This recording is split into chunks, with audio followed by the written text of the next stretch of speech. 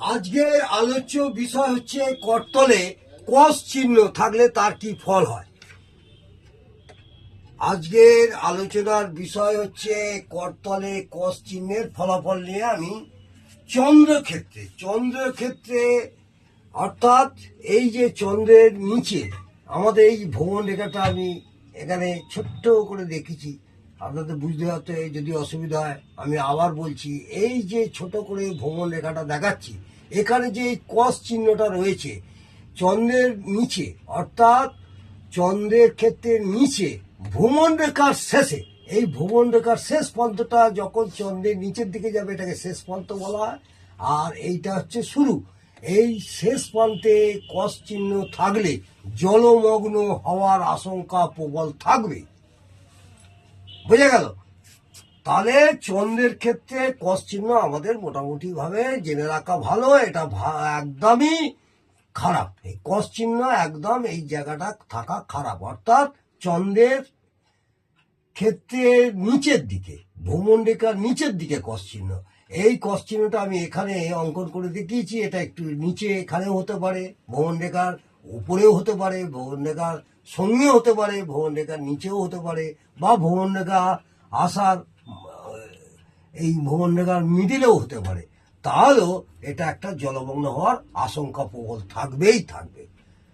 এরপরে আপনাদের দেখাচ্ছি চন্দ্রের ক্ষেত্রে বিশেষ করে শিরোরেখাটি যদি ঢালু হয়, এইটাকে আমরা আগে হেডলাইন বলি, ইংরাজিতে হেডলাইন বলি, বাংলায় শিরোরেখা বলে থাকি। এই শিরোরেখাটি যদি খুব অর্ধচন্দ্র আকারে চন্দ্রের ক্ষেত্রে যদি নেমে যায়, চন্দ্রের ক্ষেত্রে দেখুন অনেকটাই নেমে গেছে, হ্যাঁ, তাহলে কি হয়, কল্পনায় মারাত্মক প্রভাব নির্দেশ করে। তারা কল্পনা জগতের মধ্যে চলে যায় এবং এই ক্রস চিহ্ন থাকলে নিজেকেও সে ঠকায়, এমনকি সুসাইডের একটা টেন্ডেন্সি মনোভাব থাকবে। হ্যাঁ, বোঝা গেল? এবারে আমি আপনাদের বৃহস্পতির ক্ষেত্রে ক্রস চিহ্ন থাকলে কি হয়, বা বৃহস্পতির ক্ষেত্রের নিচে ক্রস চিহ্ন থাকলে কি হয়। বৃহস্পতির ক্ষেত্রে ক্রস চিহ্ন কিন্তু শুভ, কিন্তু বৃহস্পতির ক্ষেত্রের নিচে আমাদের এখান থেকে এইটুকুনি হচ্ছে আমাদের বৃহস্পতির ক্ষেত্র, এখান থেকে এইটুকুনি হচ্ছে বৃহস্পতির ক্ষেত্র।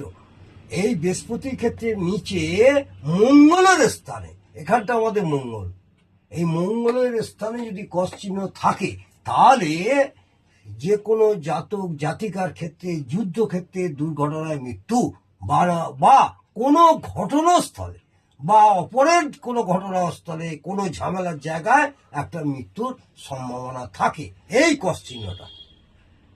বোঝা গেল?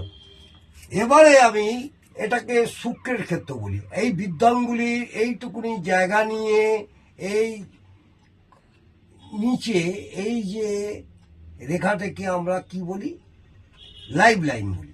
এই লাইভ লাইনের এখান থেকে এই বিদ্যাঙ্গুলিকে বেষ্টন করে এইটুকুনি জায়গাকে আমরা শুক্রের ক্ষেত্র বলে গণ্য করি, বা আপনারা হয়তো অনেকেই জানেন।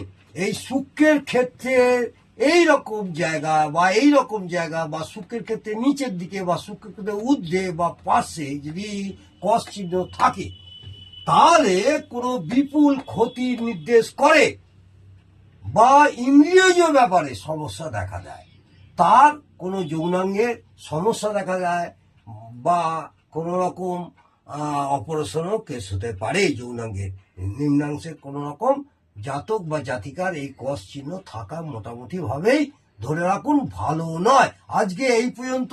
আগামী দিনে আরো বাকি যেসব হাতের ক্ষেত্র আছে সেখানে ক্রস চিহ্ন থাকলে কি প্রভাব পড়বে বা কি ফল হয়, আগামী দিনে আমি আপনাদের বিস্তারিত ভিডিওর মাধ্যমে জানাবো। আজকে এই পর্যন্ত। নমস্কার, জয় মাতা।